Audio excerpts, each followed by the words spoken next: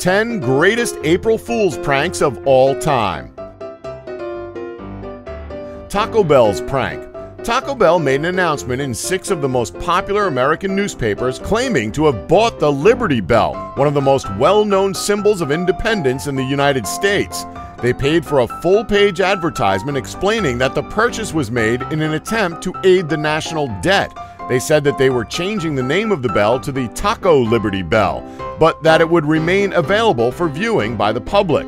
They also called for other brands to follow their lead in buying up the historical symbols of their country in order to help with the debt problem. There were many furious people, and Taco Bell was forced to reveal that they were playing a joke for April Fool's Day in order to quell the stream of complaints.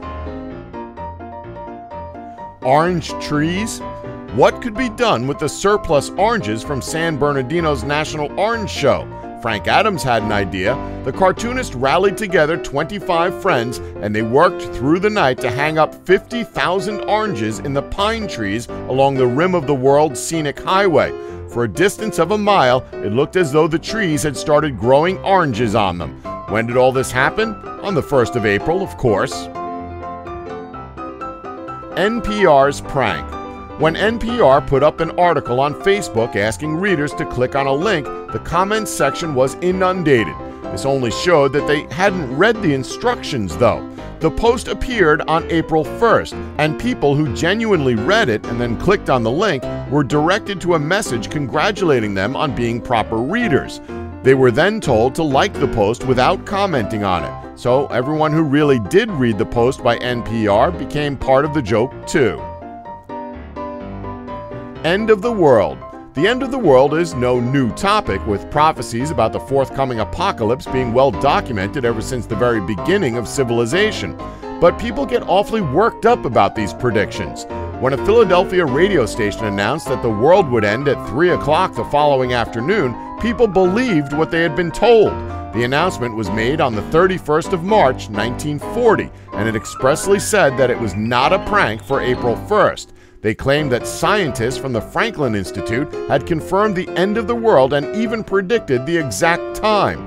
The radio station invited people to speak to the director of the Fells Planetarium if they wanted confirmation. The public responded with panic, and the media was overwhelmed with calls from people who were beside themselves with fear.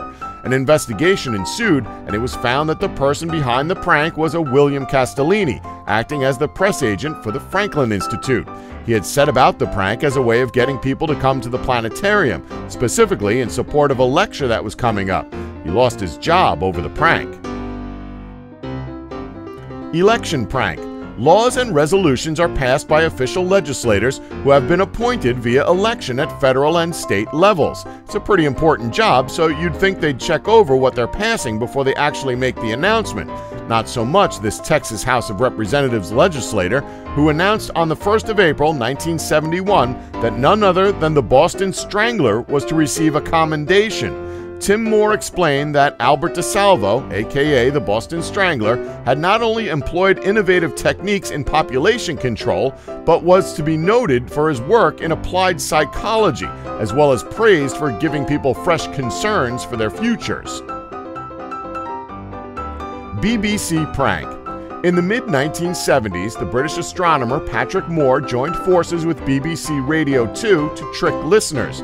They informed the British public that an extremely unusual planetary occurrence was to take place that very day, which would see Pluto move behind Jupiter when viewed from Earth. Moore explained that this happening would affect the gravitational pull. He went on to further explain that this would have a knock-on effect, which meant that should listeners of the radio program jump at the right moment, then they would experience something akin to zero gravity. He stayed on air to count down to the supposed astronomical happening, and at exactly 9:47 a.m., he instructed his listeners to jump into the air.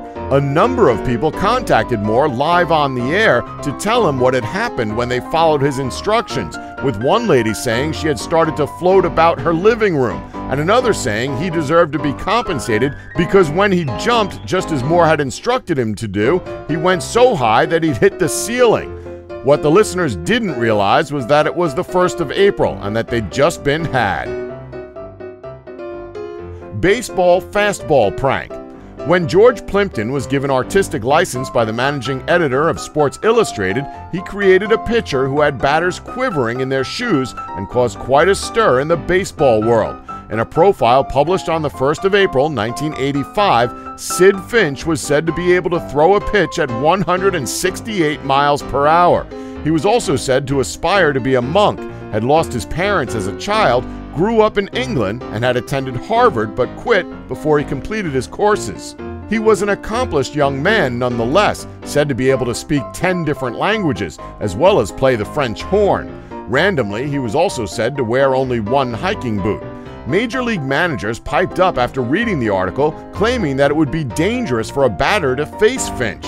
Newspaper editors questioned why Sports Illustrated had been given the exclusive, and reporters went in search of Sid Finch, with one radio talk show host claiming to have seen him.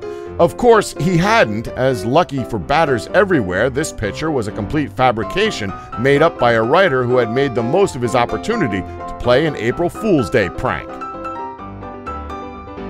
Classroom prank.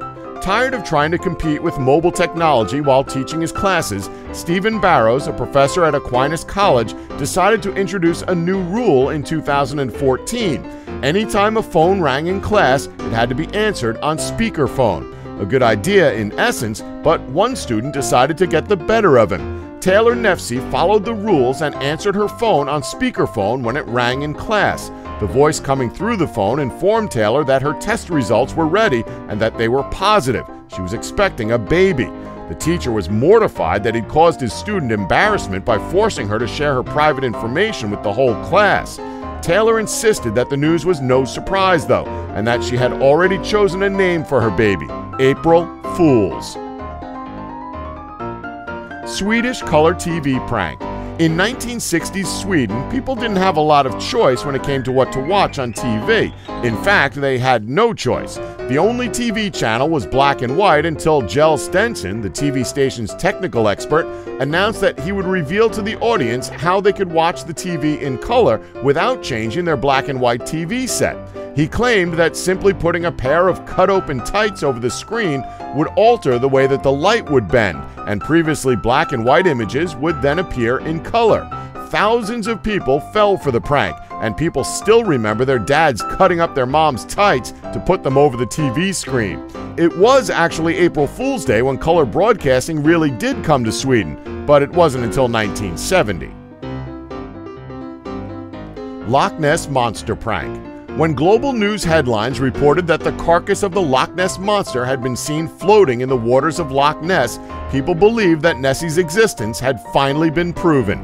The news broke on the 1st of April, 1972. The body was found by a group of zoologists from Flamingo Park, a zoo in Yorkshire. At the time of their discovery, they were actually looking for the Loch Ness Monster. They reported that the carcass weighed 1.5 tons and measured over 15 feet long. So the myth of Nessie was true all along? Well, apparently not. The body was examined and found to be that of a male elephant seal.